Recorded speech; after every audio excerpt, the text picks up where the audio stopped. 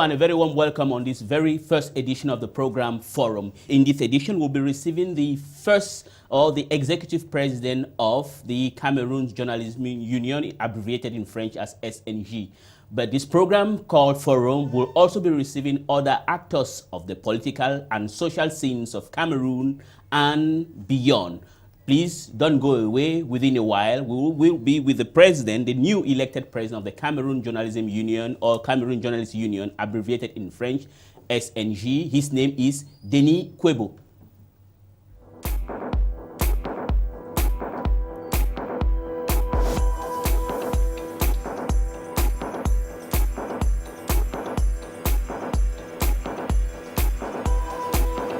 Our guest today is Mr. Denis Kwebo. Mr. Denis Kwebo, a very warm welcome on this program. Thank you very much, sir. So may I begin by congratulating you as the new chairman of the Cameroon Journalists Union, abbreviated in French as SNG, right? What we've done is worth encouraging, and I'm very happy to have been elected. Yes. I'm very happy to be on the very first edition of this program to talk about our union, our plans for the future, our plans for the journalists in this country. Good. Now, when we have discovered that the problem of journalists in Cameroon and beyond is that most often the proprietors are the ones who grow fat, while those who work for those proprietors grow thin. What are you going to change as far as you are now the new chairman of this union? Yeah, when we were acting as the executive of the Cameroon Journalists Trade Union, we had only one program at hand. We were trying to bring journalists together under the umbrella of our union.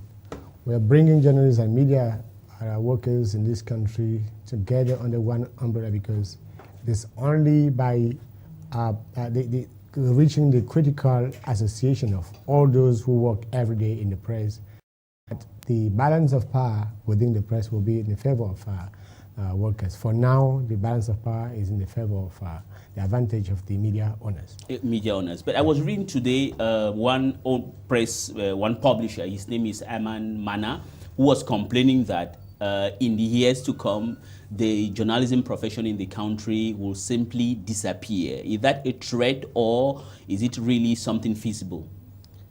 I don't buy the idea of Mr. Aman, because the press in this country has gained a lot of money. There's been a lot of money in the press, and somebody somewhere must have taken that money. For sure, journalists and other media workers did not take that money. We are suffering in the press because of poor management. We're suffering because of a lack of professionalism that's on the part of the managers.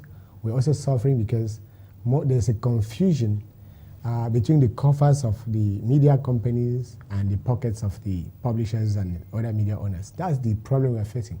I was talking to a radio journalist today, and I said, you cannot go on in a speech and say that the government is the number one responsible for what is happening, that the government can cause the press to disappear, because government or President Biya does not sign any check in our coffers. The checks are signed by our bosses. It means that if there is no money, the money must have been taken by those who own our media. Journalism is not going to disappear, because why is it that it will only disappear in Cameroon? The press is long existing. The press has been existing everywhere. When we were opening our Congress, I remembered December 2012, when people with big degrees, some with PhD degrees in journalism, those are funny things that you can obtain in Cameroon. When somebody has failed woefully in journalism, he becomes a doctor. So they gathered in Yaoundé, at the Yaoundé Congress Hall, to define what is journalism, to define who is a journalist and who is not. You see, these are people who cannot fund and run a press organ efficiently, but they sit as experts to decide who is going to be a journalist and who is not going to be. There are forerunners in this profession. We have ancestors in the press industry who clearly defined who is a journalist and what journalism is all about. So if 50 years, or more than 50 years after independence, You find some funny people in Cameroon who sit with the minister and decide who is going to be a journalist and who is not going to be a journalist. It means that they don't have anything to do. I think they have some time to waste. Yeah. So I also said there have been infringements against the rights of the journalists in this country. Some media owners have been banned. Some newspaper organs have been closed down. And the publishers, including Mr. Aman, who is the president of the Newspaper Proprietors Association, did not say anything. He has not made any statement. I made a public statement asking the media owners to come out and say their mind as to why the government should be closing down media companies. They didn't say anything. And I said this silence means simply that there is a clear or a silent alliance between the government and the media and some media owners to crack down on journalists and to suppress the freedom of thought and freedom of expression in this country. So are you now saying that most proprietors of media in this country are in connivance with the government to suppress press freedom, and that the government is not alone in suppressing press freedom in this country? We make the press. We make the press 100%. The raw material that causes the production of newspapers, radio and TV stations, the raw material is in our brains. It is in our mind that we keep the raw material. So why is it that we have 99% of the task? The owners of the media have only 1% of the task. They have not done anything to encourage those who have been working on daily basis to make sure that to keep the press running. So the media owners are more dangerous to us than the government. I don't see how the government is not dangerous to me. Are you being not being sarcastic? Yes. You were brought from you were caught during a makeup at the TV station. Yes. But I was caught. I was brought down from the studio by the owners of that TV station. So the police acted in the second place. I was on air live, and the owners of that station came and stopped the program to take me out of the studio. Really? They did it. Are you trying? So are they not more dangerous to the profession than the police that came to arrest? To get you from makeup? You were not on air. I was on air when I was stopped. And you were taken off air? By the owners of that media. And why was the reason why they took you off air? The reason is that I encourage journalists in Cameroon to oppose the media owners. So I was about to, they didn't know what I was about to say, but they thought I would encourage their kind of inciting and a kind of revolt. Yeah, and revolt, to them, revolt means to say no to their misdeeds. Okay. This is what we would not accept. So I was saying that the government is not the only actor in, the attacks against the press. Even though when you don't pay a worker, when you don't pay my salary for 6, 7, 10 months, are you not doing more damage to me and my family than the government, who is not directly attacking or assaulting journalists here? Okay, that's good, because when you work somewhere and you stay for 7, 10 months without being paid, and those are the proprietors of the companies, of media houses who do that. So now, what will you do as the new chairman of the Cameroon Journalism Union to change or try to improve the lot of journalists in this country? Most media owners in Cameroon are very, very arrogant. They don't pay you a salary. They don't give you transport money. They don't give you the necessary equipment. But they sit and talk big, more than President Paul Biya, that we all criticize every day. So what we are going to do is to incite journalists to face the media owners as objective, how would you call it? The objective enemies of the press and the media workers. We don't have the same target. We don't have the same objective. We don't have the same plans. Their plans is to be rich, and our own plan is to get paid for what we are doing. So if I'm asking journalists to be strong under an umbrella, be it one trade union or 2 trade unions. If we don't act under a trade union, because under conventions 87 and 98, our trade unions have we are the unique bodies that can defend the moral and legal rights of workers. So if you are not under a trade union, there's no way you can defend because we talk of collective bargaining under Convention 98. So there is no individual bargaining. When you bargain individually, you are exposed to the goodwill or to the bad will of your boss. Of your boss. Yeah. Now, you've just mentioned something. That is, does the Cameroon Journalists Union, abbreviated in French SNG, represent all journalists in this country? No, we cannot claim to represent all journalists in this country. We don't have up to be even 30% of the media workers in Cameroon. But we are the most dynamic, the most representative, the most representative of the interests of the press. This is the biggest organization in our sector in Cameroon. Nobody claims to have half of the number of members we have. Nobody claims to have acted the way we do with a lot. We are being very, very vocal. We are being present.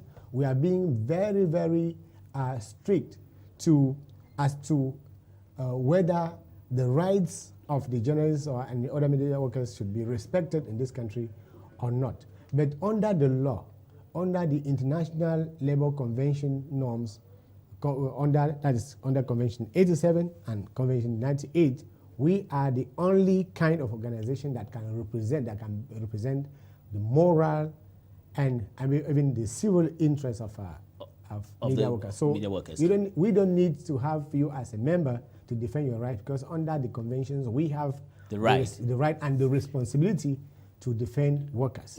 Now, let me ask you another question. You know, we are a bicultural country. We have the Anglophones as well as the Francophones. When I looked at the composition of your executive bureau, I don't see any Anglophone in it. There is an Anglophone in it. Sure, there is. We have an Anglophone in it, and as I said before, we have had, before this executive, we had Ngomba Ndele of CRT, who was Assistant Secretary General. We had Solomon Amabo, who was Vice President of the Council, but he left the country for security reasons. That's why he's not there. But we don't have when you're talking about the rights of workers, there's nothing like the rights of Anglophone or the right of Francophone, the right for the people from the north or the south. We are talking about workers. Look, this is we are setting up a chapter at Canal Day. We have Canal Day English and Canal Day French. We have most of our colleagues at Canal Day English who are members of our union. All right, so, that's good. I'm sorry to interrupt you, but I want to come about on something. What is your rapport with other organizations such as, let's say, the Cameroon Anglophone Journal, what they call Commonwealth? Yes. We are a partner. The Cameroon Journalists Trade Union is a partner with the Commonwealth Association of Journalists. We are a partner with Camasage. We are a partner with all other associations, because we are not an association. We are a trade union. The associations are there to talk about professional issues. We are talking about moral and civil issues that concern journalists. We are talking about the security of journalists. We are talking about the protection of journalists. We are not an association that defends freedom of expression. We defend the rights of journalists as workers under the International Labour Conventions. That's our job, and the associations do not have the ability to do that. Okay, now how do you intend to grow your membership? How do you intend to? Because, for example, if you go to Nigeria, you have the NUJ, you have in Senegal, but how do you intend to grow your membership in Cameroon? Yeah, well, we're acting as the president from this February to date. When we came in, we had less than 80% of 80 members who had paid their rights, their dues. Their dues, yes. Today we have more than 500 duly registered members, and we are going to grow more. We have a section in the littoral, we have a section in the center, we have a section in the north, far north, and Adamawa. We have a section in the east, in the south. So we are going. We have a section in the west. None in the southwest and none in the northwest. None in the south. We have focal points, but we are going to set up sections in the northwest, and those are the only two remaining regions. That's east, Southwest and Northwest, but we have focal points. By December, we would have set up sections there. But before the end of January, we'll have a section of our union in every single media organization that exists in Cameroon. So there will be a section at Canal, there will be a section at Le Jour, a section at Mutation, and a section all over. So that's what we're going to do before the end of January 2016. Good. We are already running out of time, but I would like to ask you one or two questions before we run off this program. Now that you told me at a certain point in time that you were taken off stage at Equinox because yes. They thought that you were coming to incite workers to revolt or to look for their own right. Don't you think that by trying to open your focal point or your offices in various media houses around the country, it is going to be a threat to those journalists who want to become members of your organization? Yeah, we last November, I was in Turin, in Italy, to learn more about the international labor norms. When I came back, I embarked on a tour to explain to media owners that the trade union is not there to attack companies. The trade union is a chance to any company, because when law workers know their rights, they know that the number one task is to protect the job. If you want to protect the job, it means that you must protect the company where you work. So we are not enemies. We are not an enemy to the company. We have talked about media owners. We have not talked about the media. Journalists love their media so much that they can work for 12 months without salary, because they are afraid that if they don't work, the house will fall. So those who own these houses must take care of this zeal that is in us, the fact that we love the company so much so that we can be working for months without salary. They have to take advantage of that, enter into dialogue with the trade union so that the management of this company, of Canal once called our union to come and discuss with the workers on their rights and their obligations, which we did for 2 hours. We are encouraging other media owners to call upon the union whenever there's a problem, whenever there's a conflict, when there's a social conflict. We, under the law, we have the ability, we have the responsibility to come and negotiate. We are not only out to go and strike, but we do lecture our members on their rights, as well as on their obligations vis-a-vis the companies where they work. So it is this is a good thing that you allow and there's a convention.